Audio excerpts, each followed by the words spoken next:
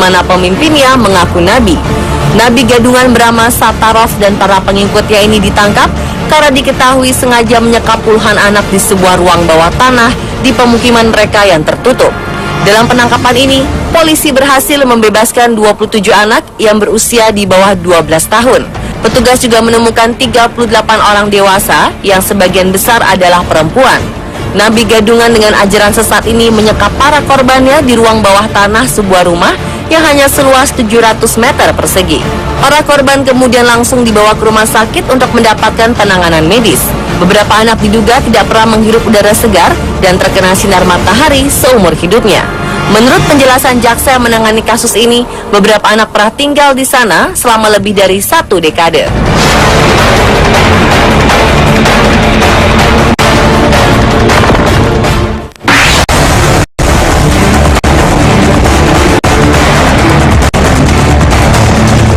Kasus orang mengaku nabi juga pun pernah beberapa kali terjadi di Indonesia. Terbaru, pria asal Jombang mengaku dirinya sebagai Nabi Isa alaihi salam. Sejak 10 tahun lalu, pria berusia 44 tahun bernama Jari ini dikabarkan telah menerima wahyu untuk meluruskan ajaran Islam pada akhir zaman. Jari mengklaim insiden pada suatu malam itu disebutnya sebagai wahyu yang turun kepadanya. Menurutnya, bisikan gaib tersebut menunjuk dirinya sebagai Nabi Isa alaihissalam sebagai tanda akhir zaman. Ia mengaku bergelar Isa Habibullah alias Isa kekasih Allah. Selain mengklaim dirinya sebagai Nabi Isa, bapak dua anak ini juga menambah sebuah kalimat dalam syahadat yang selama ini dianut umat Islam, yakni kalimat Wa Isa Habibullah atau dan Isa kekasih Allah. Kalimat kesaksian ini dikhususkan bagi para pengikutnya. Para pengikutnya terdiri dari laki-laki sekitar 50 orang, sedangkan perempuan lebih dari 50 orang. Mulai warga sekitar dari Mojokerto, Madiun, Tuban, dan Surabaya. Belakangan diketahui, ia ingin segera diuji oleh para ulama dan MUI terkait benar tidaknya wahyu yang telah diterimanya.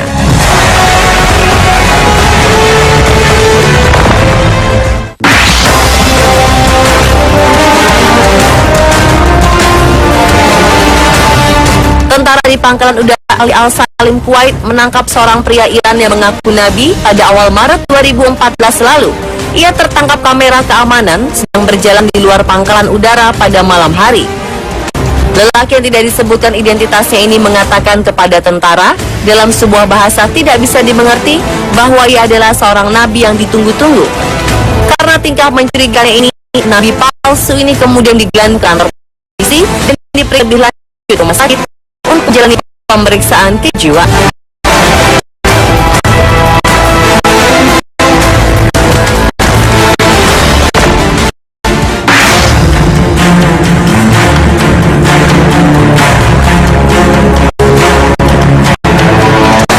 September 2013 lalu, polisi menangkap seorang perempuan asal Lahore, Pakistan, lantaran ia mengklaim dirinya sebagai nabi. Jika merupakan masyarakat dengan menyebarkan pamflet di daerah rumahnya dengan menyebutkan dirinya sebagai nabi. Alhasil, warga yang menerima informasi ini sempat ingin menyerbu rumah Fatima. Beruntung, polisi yang sudah tiba lebih dulu di lokasi berhasil mencegah massa lalu mengamankan Fatima.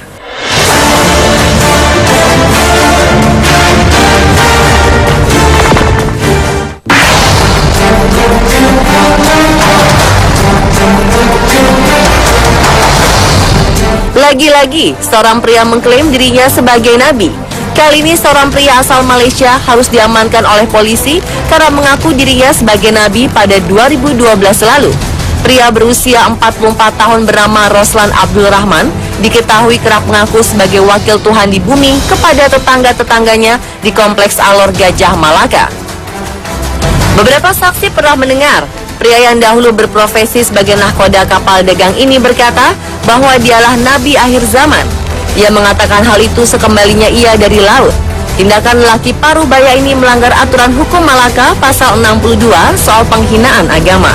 Sesuai ajaran Islam, nabi terakhir adalah Nabi Muhammad Shallallahu Alaihi Wasallam. Yang menarik, Rahman menolak semua dakwaan ini. Ia merasa tidak pernah mengaku nabi dan minta dibebaskan segera.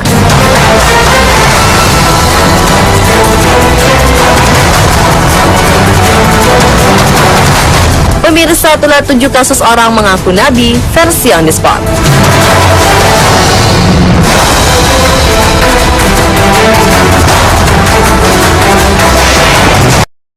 hantu dan pulau paling menyeramkan di Meksiko?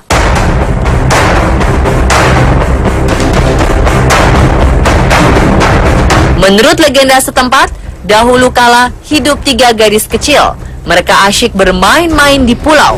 Kemudian satu dari mereka tenggelam dan akhirnya meninggal. Kabarnya baru beberapa hari tinggal di pulau ini, Don Julian mengaku sering merasa dihantui oleh sosok gadis kecil yang tewas tenggelam di salah satu kanal dekat gubuknya.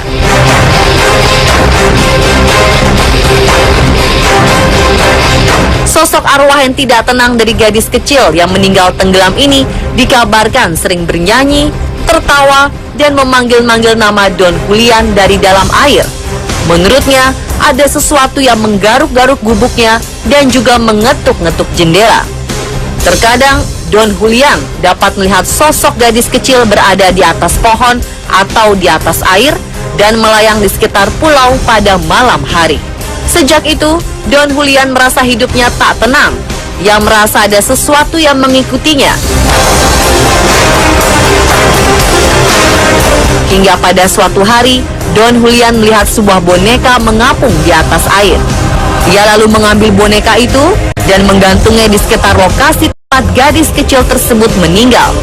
Ia sengaja melakukan ini dengan harapan bahwa arwah sosok gadis kecil ini bisa tenang dan tidak lagi mengganggunya.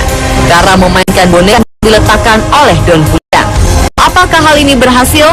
Ternyata tidak, karena sosok tersebut masih saja mengganggu Don Julian.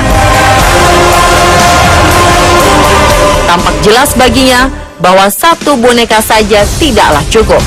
Don Julian menjadi semakin terobsesi untuk menenangkan arwah penasaran dari sang gadis kecil yang masih bisa merasakan kehadirannya. Karena merasa terus dihantui, ia akhirnya menjadi stres dan sedikit menggila. Ia terus-menerus mencari dan mengumpulkan boneka agar lebih banyak dan lebih banyak lagi. Tujuannya adalah agar ia tidak diganggu lagi.